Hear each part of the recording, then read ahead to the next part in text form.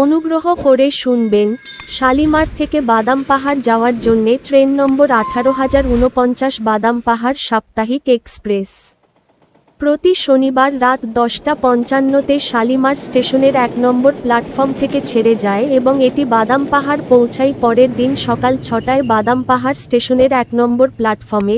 ট্রেনটির মোট যাত্রাপথ 335 কিলোমিটার, যা অতিক্রম করতে সময় লাগে 7 ঘন্টা 5 মিনিট। এই ট্রেনের গড় গতিবেগ 47 কিলোমিটার প্রতি ঘন্টা এবং সর্বোচ্চ গতিবেগ 110 কিলোমিটার প্রতি ঘন্টা। এই ট্রেনটি যাত্রাপথে মোট 8টি স্টেশনে দাঁড়ায়। এই ট্রেনের স্লিপার ভাড়া 225 টাকা, চেয়ার কার ভাড়া 485 টাকা, থার্ড এসি ভাড়া 600 টাকা। ভিডিওটি ভালো লাগলে লাইক করবেন এবং সঠিক তথ্যের জন্য চ্যানেলটিকে সাবস্ক্রাইব করবেন।